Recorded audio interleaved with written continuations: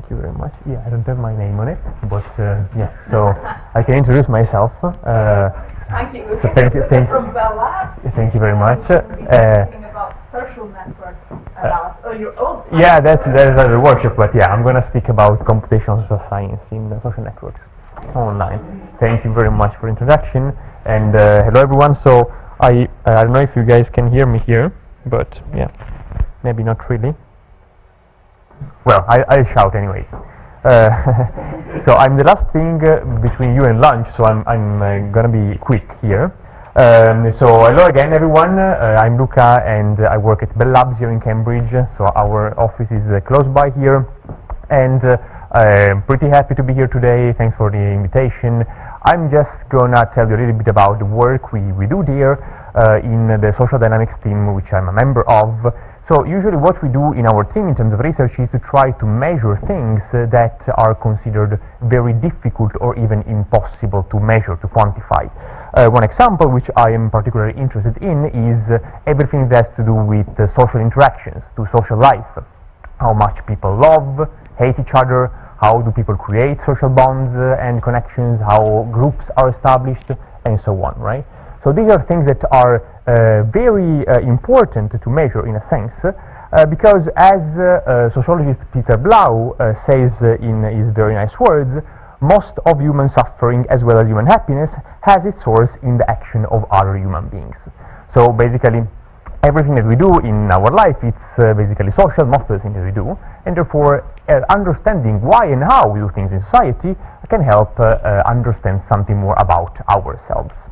So now the big question mark is, how do we measure these sort of very fuzzy and subjective concepts, right? So a major turning point in the data-driven perspective on this problem has come with social media, right? So all of a sudden, billions of people putting content online about what they do, their social interactions, and so on. So we have lots of data. Most of this is proprietary, but there is also a lot of public sources that everyone can analyze. So basically it's solved. Well, not really, right? Because the point I want to make during this talk is that the presence of big data and huge amount of data from social media is really not sufficient to gain a very good understanding of the nature of our social interactions. So to prove my point, I will just start with an example. Here we have a person who is asked to describe the relationship between two of his friends, all right? And so one thing that he might say is, oh, these are good friends who trust each other and they show gratitude for what they learn from each other, right? So this is an example sentence that includes a lot of meaning, right? It's very dense of meaning. We can understand already quite a lot about the interaction between these two people reading that sentence, right? Now imagine that a machine has to do the same job, so to provide the same type of description given the full history of messages exchanged between these two people. Now, given the state of the art in sort of network analysis, NLP, and so on, the most likely outcome of this robot, this machine, would be something similar to this. The sentiment of the conversation is 85% positive, they have this interaction frequency, they speak about topics such as sports, animals, literature, and so on. So as you can see here, there is a very huge gap in the way in which we, as humans, understand social relationships and the way in which we are able to model the social relationships in algorithms via machines, right? So from the computational perspective, there are several different layers of abstractions in which we can sort of approximate the true nature of our interactions with other people. The most basic level, which most of you are familiar with, is the structural level. So basically graphs, graph of interactions, the presence of a link between nodes. Then we can add the strength, so frequency of interaction, and go and look at the polarity, positive or negative interactions, sentiment and emotions, if we start looking into the text that people exchange, so communications, and for instance the presence of anger or happiness and so on. We can also look at the semantics, looking at text, so topic models, what are the topics people talk about, and so on. So, so far, the state of the art is at this sort of exploration boundary. So we look at topics, interactions, presence of links, and so on. So what we want to do here is to push this boundary further to explain social relationships in a different level, in a more sophisticated and nuanced level. One example is, for instance, looking at the pragmatics of interactions, which means the effect of our words on reality, right? So if I say to a colleague of mine, oh, you're a brilliant researcher, right? This sentence has a sort of meaning and topic, but what it means is that I'm giving valuation to my peer, right? So this is exactly the sort of way in which I change the reality by saying this word, and so on, right? So this is what we want to do, explore different layers of abstractions that can define social interactions a little bit better.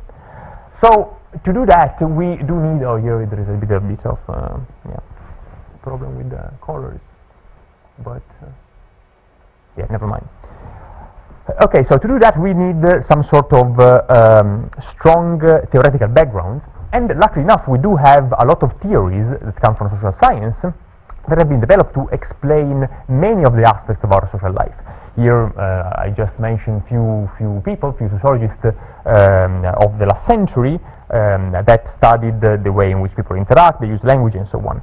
So we do have the theoretical background and frameworks. The big challenge here is to basically operationalize all these findings and theories in computational terms. So rethink to all these theories in a way that is actually measurable by machines. It is what we do, we try to do, and we call this sort of branch of computational social science the science of social interactions. So this is one of the topics that we are tackling nowadays at Bell Labs. So during this talk I will just try to give you 3 quick examples of how this thing works. So introduce 3 very high-level concepts from social science and see how we can operationalize these concepts, and see why this operationalization can be useful for applications, and also why network scientists should be aware that these things could be feasible and why this should be important from them. Alright, the first one is about social norms. You do have probably already an intuitive understanding of what social norms are. So social norms in sociology are those set of collective pieces of knowledge that tells us about what to do in certain situations, right? So the basic example is handshaking. So when we meet a person, we have a certain protocol of interaction to start a conversation or to end the conversation, right? Which is something very trivial and we do it every day. So one question is, for instance, can we detect handshaking happening in online data through very low-level metrics? Take email, for instance, right? Here is an experiment we did on email, actually an analysis with on email, on a very large dataset from Yahoo Mail, 16 billion emails exchanged in the time frame of 3 months. And what we measure here is in conversation threads, in an email thread, the difference in reply time between the 2 people speaking in the thread, so writing messages, and the similarity between the words they use in the textual messages, right? And given these 2 very simple low-level indicators, we want to measure the presence of the handshake, so the beginning and the end of the conversation. So what we see here is basically an average over all these many conversations from the beginning to the end of the email thread. And what we see is that at the beginning and the end of the thread, people are desynchronized in terms of reply time, so their difference in reply time is higher, and it's lower in the middle. And a similar thing happens for the word similarity. At the very beginning the similarity is very low, we use different words, and at the very end is very high, it's much higher, right? So what does this say? This says that basically monitoring these very 2 simple indicators, we can estimate when a conversation is about to stop. Just measuring these 2 very low things, low-level things. And this, of course, you can imagine is very useful for service providers like Yahoo, like Google, to estimate when the conversation is going to stop. Okay? This is just a very first quick example. The second example is about interaction in groups, group life, right? So we don't just interact with dyadic interaction, we also form groups. And one of the most well-established theories about types of groups is called, in sociology, common identity and common bond theory, which is a sort of theoretical framework which can be roughly summarized with this sort of metrics. So according to the theory, groups can be either social or topical groups. And in social groups, what you have is a higher reciprocity between members. So people in the group have a lot of reciprocal interactions, and there is a high topical diversity in the discussions within group members, between group members. On the contrary, topical groups have less direct reciprocity, and of course more topical focus. A group about, a bike club will speak about bikes all the time, more or less, okay? So the question is, can we actually measure, so can a machine measure how much a group is topical or social?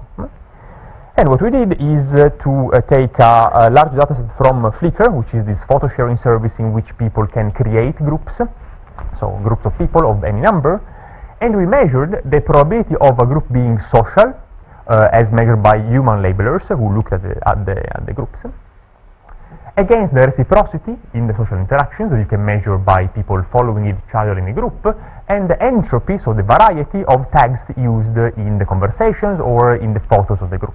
Right?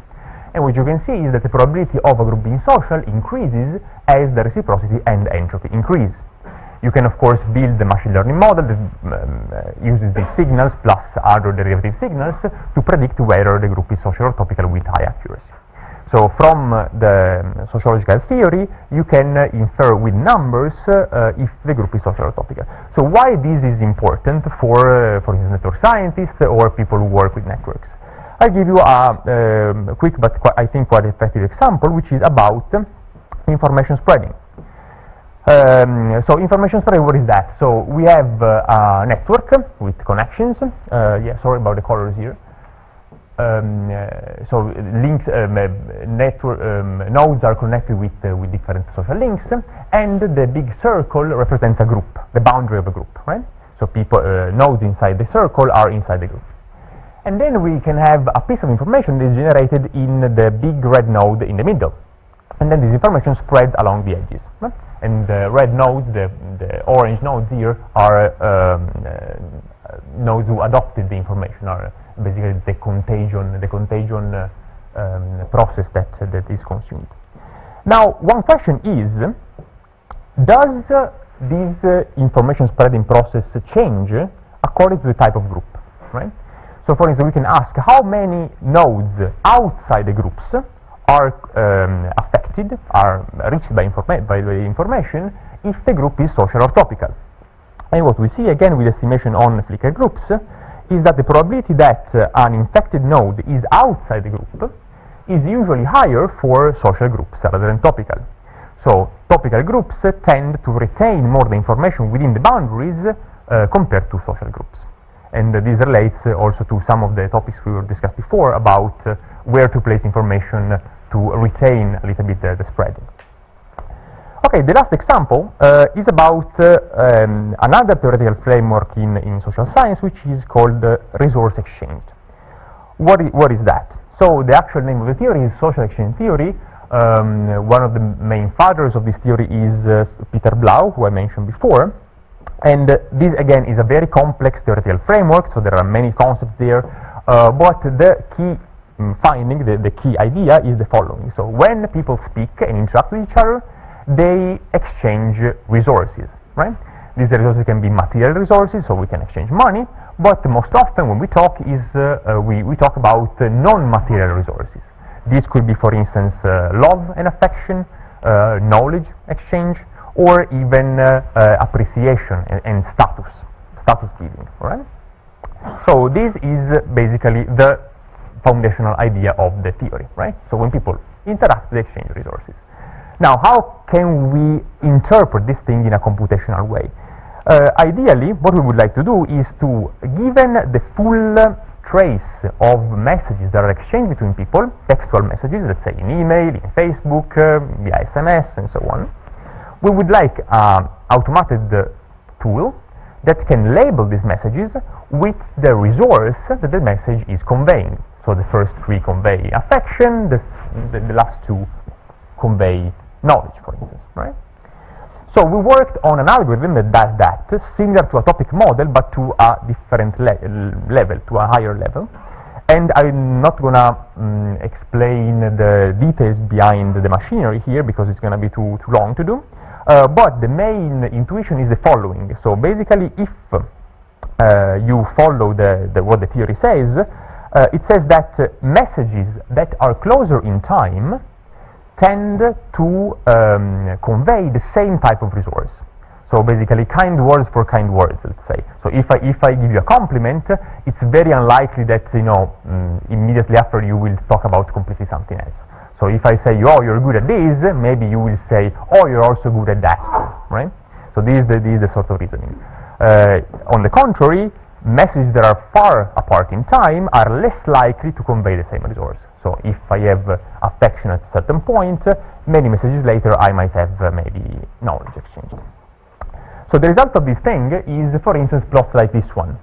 So here it's a plot from a platform that's called anobi.org. It's, perhaps none of you know it, but it's like a Facebook for book lovers, like Goodreads, sort of. And here you have an average over all the conversation of this platform as the conversation goes by, so this is the number of messages exchanged in a conversation, the amount of 3 different resources that are exchanged. Support, so affection, knowledge, and status giving, so appreciation. And what do we see here? We see that the status at the very beginning is very, very high and drops. So at the very beginning of the conversation, we exchange a lot of compliments when we know each other. Oh, you have a lot of books, you must be very smart. Then knowledge rises. So after an exchange of few compliments, we say, oh, let's start speaking about actual stuff, right? And then later on in time, we might even become friends, right? So the support increases. So the likelihood of exchanging affection increases. Now, the beauty of this plot is that it is incredibly trivial, right, for a human being to interpret. So this is how relationships work all the time, most of the times, right? But the beauty of it is that this has been computed in a completely automated manner. So a non-parametric method that parses all the messages and basically spits out this thing. So using the knowledge from social science and computational methods, we can actually teach machines to understand social interactions in a way that is closer to the way we understand the social interactions. So again, another question could be, why should we really care about this?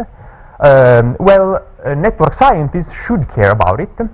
And I'll give you this only example about one property of the network, which is assortativity, right?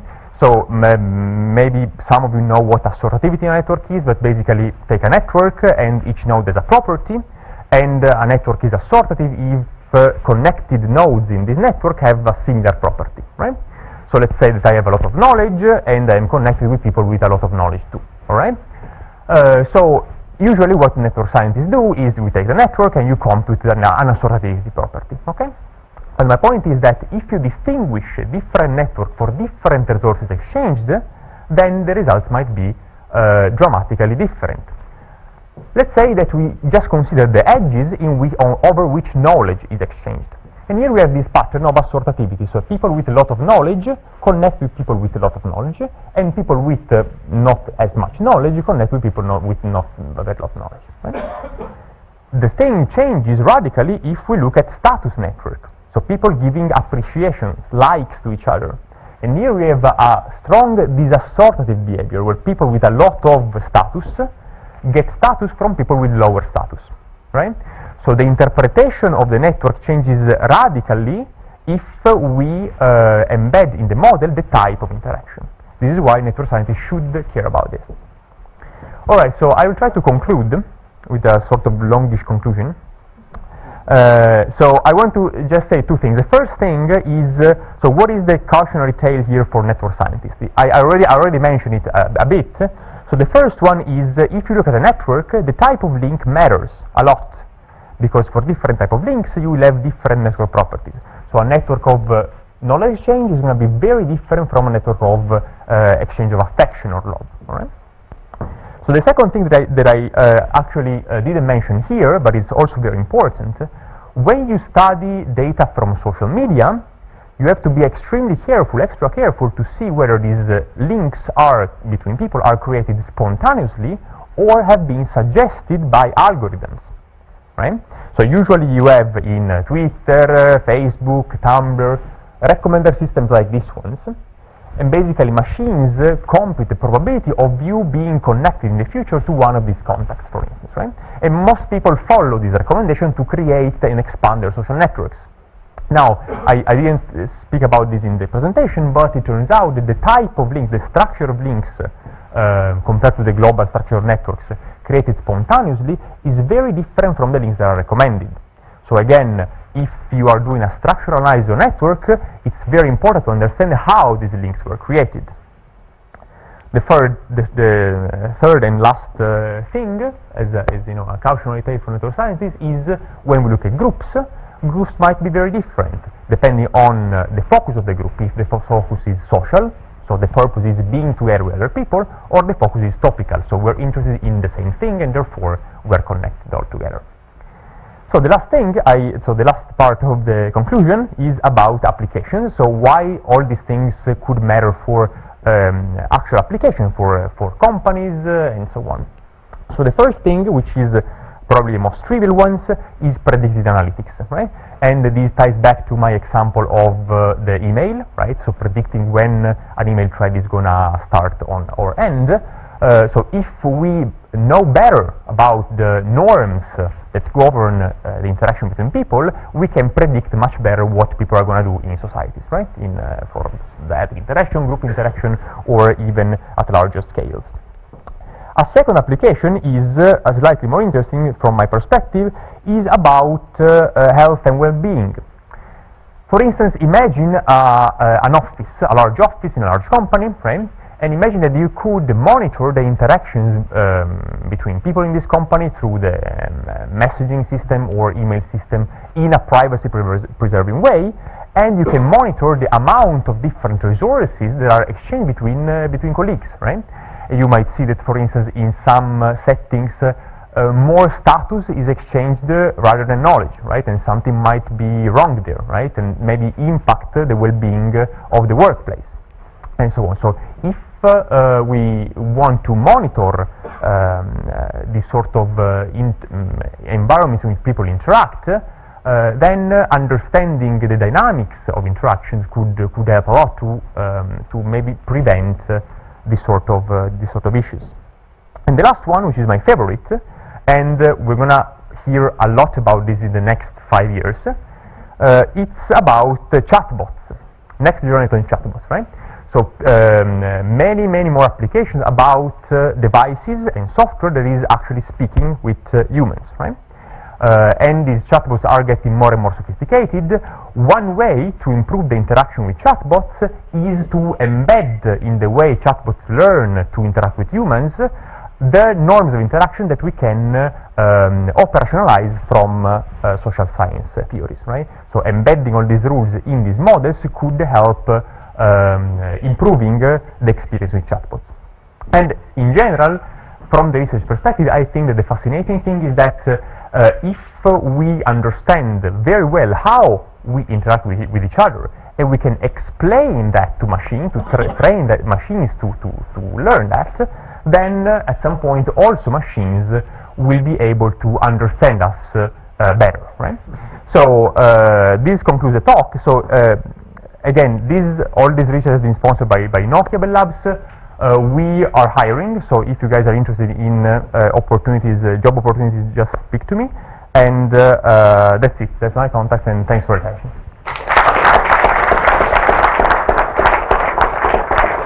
Thank you. Questions about social networks? Mark Johnson, Kent Police. I'm really interested in social networks from a point of view of deviant behaviour and understanding when people are going to commit a crime, or possibly from the point of view of domestic abuse. Have you thought about applying that? You know, in principle, so if you were God and have all the textual interaction between people, right? You can have the eye of God over all the interactions. You could actually try to predict this sort of deviant behaviors, right? So you can look not just at the topics of interaction or frequency or all these layers that are commonly monitored, but these higher level descriptions of how a social interaction is going, if it's going good or bad, what are the resources exchanged or not. So in principle, yes. The thing is that big data is never big enough. So we don't cover a lot of scenarios just because that data is not collected. But in principle, yes. So in terms of deviant behavior, there is a lot of work, for instance, on people who are quite exposed to the risk of suicidal tendencies, right? There is a lot of work in that monitors not just text but also pictures posted on social media. And at Bell Labs we do also some work on monitoring the type of pictures and the mood and the emotions connected to a picture. So the answer is yes. If you have data, yes, definitely, it's an avenue of exploration. Yeah, for sure. In your Flickr example, you had something spreading on Flickr. Were you actually measuring something spreading on Flickr, or were you measuring sort of a synthetic thing? Yeah, it was actually measuring photos spreading. So there is a framework that basically estimates a photo spreading by the trace of likes, of favorites, right? So there are ways in which this photo is publicized in different pages, and the photo is spread basically along the network. So it was actual data, yeah. So it's from a paper in 2014, I think.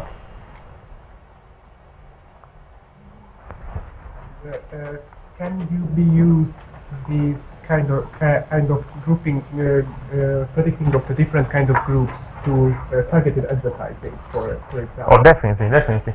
So yeah, this ties back a little bit to the talk before about Tesco targeting, right? So basically, you know that for some topics and some type of groups, the information is going to spread differently rather in other type of groups, right? So in looking just at the size of this group or at the density doesn't really give you that nuances, the sort of nuances. So yes, definitely the connection between the group type and process of information spreading is very tight and has been explored a bit in the last years. But yeah, it's basically the first application that comes to mind when doing this sort of thing. Yeah. Final questions? Not, let's thank our speaker. Thank you.